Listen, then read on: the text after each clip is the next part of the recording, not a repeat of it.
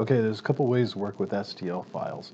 The first one is to pop up in the data panel, select upload, and then grab your file and upload it here. The problem with that is that that has to go through the cloud. So depending on your data connection, internet connection, all of that, that can take a while. Plus it's being processed through the cloud. The best way is to just open up a blank document, go over to Insert, select Insert Mesh. Mine's on my computer. I'm going to grab that file, say open, and it's going to place it somewhere in here. I like to say center it, move it to ground. By default, my units are an inch, so it usually tries to bring it in an inch, but I put it on millimeter because this is out of Thingiverse, and we're going to say OK. So now we've got our mesh imported. It's aligned, it's zeroed on the origin, and we should go to the next option, which is go up to Mesh. Over here on your second where prepare is, you're going to generate face groups. We're going to select our object. We want to tell it to be accurate, and we're going to give it 1/1000th of an inch accuracy. Now we're going to say preview, and it's going to take a minute to calculate, and what you see here is all the different colors are faces that it tries to break up and recognize that those all should be grouped together. So it looks pretty good. There's a couple faces in here, but those aren't going to do anything here. We could probably change the resolution, maybe even step that up to like 5/1000.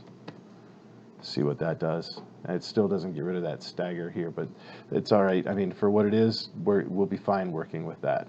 So now we're going to say, let's do 0.001, get out of that, say OK. Now it's generated our face groups. We're going to go over to Modify, come down to Convert Mesh. We're going to select the body that we just created. We want to select parametric so that this creates geometry that we can use, and we want to select the second option over, prismatic. Prismatic might give you where it says, it has so many faces, it's going to take a while.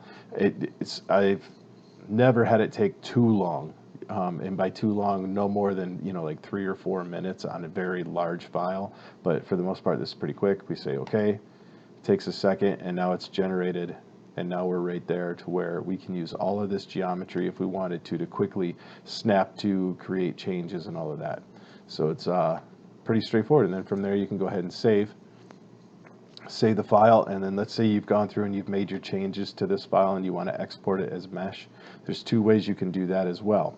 The first one is come up here to File and say Export As, and you're going to export that as an STL. That is a horrible way to do it, so stay away from doing it that way, because once again, it has to go through the cloud to create it. The best way is to come up here to the body, right click on the body, and say Export as Mesh, or Save as Mesh.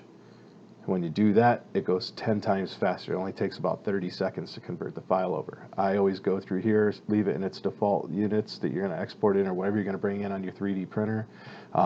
Leave it as high, set it as high, and say OK. And then once you do that, it'll ask you where you want to save it to that local place, and you're good to go.